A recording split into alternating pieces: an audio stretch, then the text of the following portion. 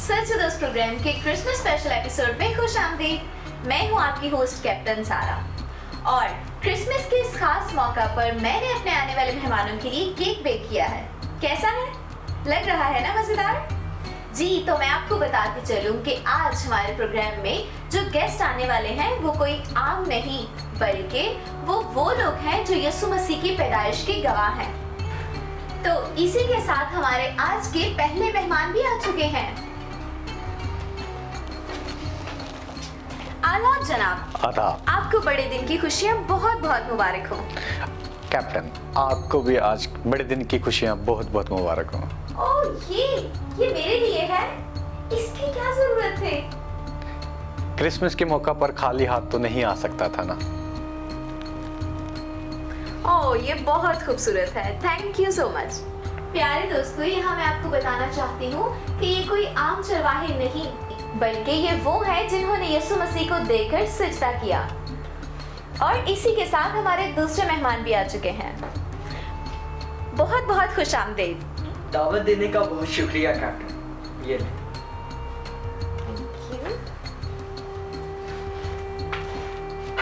ओह, मुझे लग रहा है कोई और भी आ रहा है।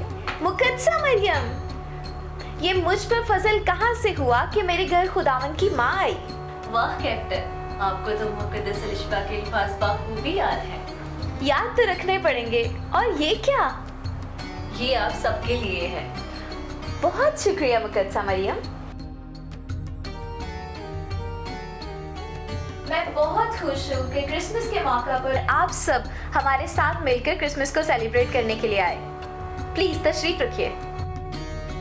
कैप्टन, हमारे लिए ये बहुत मुसर्रत की बात है कि हम सच्चे दोस्त का हिस्सा बन सकें। और फिर क्रिसमस का मौका है और हर जगह खुदावन की बातें हो रही हैं, तो हमें तो वहाँ जाना ही है। बहुत खूब। तो फिर मुझे बताएं कि पहले मैं किन से शुरुआत करूं? कैप्टन, क्रिसमस की कहानी का आगाज जिनसे शुरू हुआ उनसे ही करना चाहिए। एकदम दुरुस्त कहा। जी, तो मुकद्दसा मरियम, मुझे ये बताएं कि उस वक्त की औरतों की जिंदगी की क्या मसरूफियात हुआ करते थे? जी जरूर कैप्टन। उस वक्त में यहूदी औरतें घरों में ही रहती थी और ज्यादातर वक्त घरों में ही गुजारा करती थी। इसका मतलब है तुम बाहर काम नहीं कर सकती थी? यहूदी दस्तूर में औरत को बाहर काम करने की इजाजत नहीं थी। यही वजह थी कि वो ज्यादातर वक्त घर में ही गुजारा करती थी और तो और इबादत खाने में ही वक्त ज्यादातर गुजारा करती थी। अच्छा, ऐसा है। मगर हाँ, जिन घरानों के अपने कारोबार हुआ करते थे वो लाजिम बात थी कि वो अपने बच्चों को भी सिखाया करते थे। जैसे अगर कोई खेमे बनाता है तो उनके बच्चे भी खेमा बनाना सीखते थे ताकि कारोबार आगे बढ़ सके। अच्छा, तो यही वजह है कि मुकद्दस यूसुफ बढ़ई थे और यीशु मसीह भी बढ़ई का काम करते थे। बिल्कुल दुरुस्त फरमाया कैप्टन। मुकद्दसा मरियम, मैं ये जानना चाहती हूँ कि आपके घर में सबसे ज्यादा क्या पकता था? खुदावन यीशु मसीह को मछली पसंद थी, इसलिए यही बनाती थी। मुझे लग ही रहा था। बहुत खूब। तो जनाब, आप मुझे ये बताएं कि आपकी तरह के उस दौर के इल्म और दानिश रखने वाले लोगों की क्या मसरूफियात हुआ करते थे? बहुत शुक्रिया कैप्टन। तो मैं और मेरे साथी नई नई बातें दरियाफ्त करने में मसरूफ रहते। हम अदब को सीखने से कभी पीछे नहीं रहते और गोया कि हम यहूदी कौम से ताल्लुक नहीं रखते मगर हम यहूदियों को पसंद करते हैं क्योंकि वो पाकीज़गी का सख्ती से ख्याल रखते हैं। अरे वाह जनाब, मैं हैरान हूँ कि आप इल्म रखने वाले, हिकमत वाले और दौलतमंद भी थे और फिर आप दूसरों की तारीफ कर रहे हैं। यहाँ तक कि आप दरियाफ्त करते करते यीशु मसीह की तलाश को निकल पड़े। कैप्टन, आपने खुद कहा कि खुदा ने हमें हिकमत अता कर रखी है, तो फिर जो हिकमत वाले होते हैं वो हक की तलाश करने में देर नहीं करते। वाह, क्या ही खूबसूरत बात कही आपने। तो क्या आप मुझे बता सकते हैं कि उस वक्त जब आपने उस खास सितारे को देखा तो आपके जज्बात क्या थे? कैप्टन, हम सितारों का इल्म रखते थे और सितारों की हरकत से ज़मीन पर हर मुख्तलिफ वाक़यात रोनुमा होते थे और ये सब हमारे लिए आम बात थी। मगर एक रोज़ आसमान पर सबसे अनोखा और बहुत खास सितारा देखा गया। जब हमने इस सितारे के बारे में जानना शुरू किया तो हमें मालूम हुआ कि ये सितारा किसी बड़े बादशाह के पैदा होने का निशान है जो आसमान पर नजर आया। ये तो वाकई दिलचस्प है और आपने सोचा कि हम उसको देखने चलें और फिर साथ में तोहफ़े भी ले लिए। जी कैप्टन, अब बादशाह से मिलने जाए तो तोहफ़े पेश करना लाजम बात है ना। तो फिर यीशु तो अजीम बादशाह और दुनिया का निजात दहिंदा है।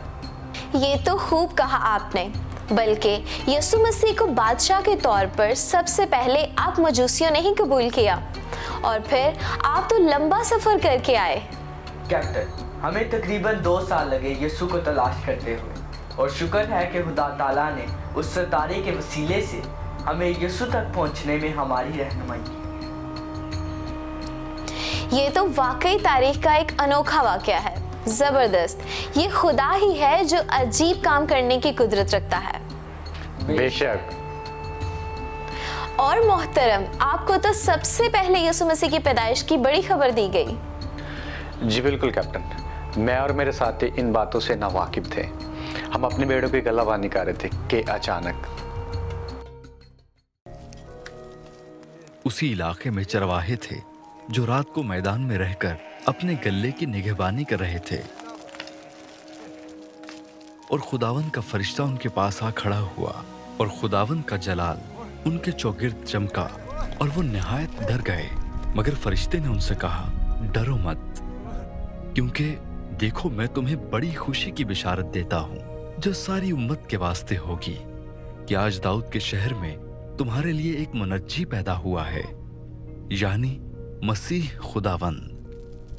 और इसका तुम्हारे लिए ये निशान है कि तुम एक बच्चे को कपड़े में लिपटा और चरनी में पड़ा हुआ पाओगे।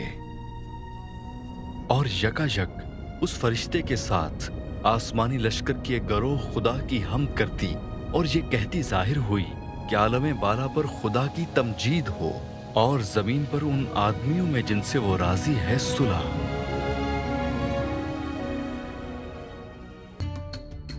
ये तो जबरदस्त बात है, लेकिन जनाब, आपने फरिश्ते के पैगाम पर ईमान रखा और फिर यीशु मसीह को देखने के लिए चल पड़े। बहुत खूब। जी कैप्टन, हम माशरे के ठुकराए हुए लोग हैं और खुदा की ज़ात ने अपने बेटे की पैदा होने की खुशखबरी सबसे पहले हमें सुनाई, और वो भी तब जब हम खुद निजात दहिंदे के आने का इंतज़ार कर रहे थे। जबरदस्त। तो क्या आप बता सकते हैं कि ये पैगाम सबसे पहले आप ही को क्यों दिया गया? बतौर चरवाहे हमारा काम ये था कि हैकल में कुर्बानी के लिए बर्रे मुहैया करें, और अब जब वो आ चुका था जिसके कुर्बान होने के बाद किसी कुर्बानी की ज़रूरत बाकी ना। जी, तो फरिश्ते का पैगाम ये जाहिर करता है कि अब आपको मजीद बर्रे हैकल में देने की जरूरत नहीं, क्योंकि वो बेऐब बर्रा इस दुनिया में आ चुका है। हालेलुया, वाह क्या बात है। शुक्रिया कैप्टन, ये तो खुदा का ही खास फजल है कि नबियों की पेशन गोइयां हमारे सामने पूरी हो रही थी। बल्कि खुदा ने फरिश्ते के जरिए जब मुझे निजात का सारा पैगाम बताया तो मेरा दिल शादमानी से भर गया। मैंने इस कलाम को कबूल किया और फिर कोई सवाल नहीं किया। फिर हम जो सवाल कर रहे थे कि यहूदियों का बादशाह जो पैदा हुआ है वो कहाँ है? जी जी, आपके सवाल ने तो पूरा शहर बल्कि पूरा मुल्क हिला कर रख दिया। यहाँ तक कि मुकद्दस यूसुफ और मुकद्दसा मरियम को यीशु मसीह की जान बचाने के लिए मिस्र को जाना पड़ा। जी हाँ, मगर ऐसे ही पेशन गोइयों का पूरा होना जरूर था। बेशक, आप सबका इस खुशखबरी को कबूल करना और खुदा की फरमाबरदारी करना ही हम सब के लिए क्रिसमस का पैगाम है।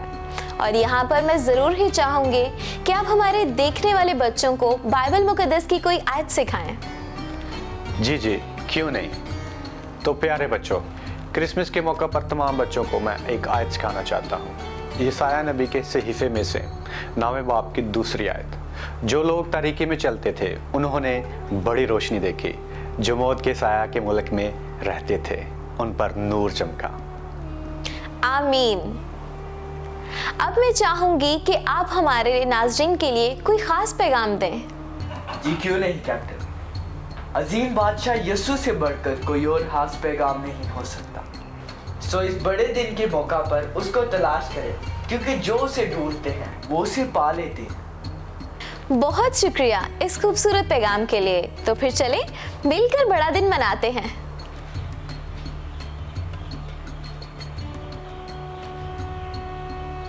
प्यारे दोस्तों, मुझे उम्मीद है कि आज के इस एपिसोड के वसीला से आप सब ने बहुत बरकत पाई होगी। आप सबको सचमुच प्रोग्राम की तरफ से बड़े दिन की खुशियां बहुत बहुत मुबारक हो।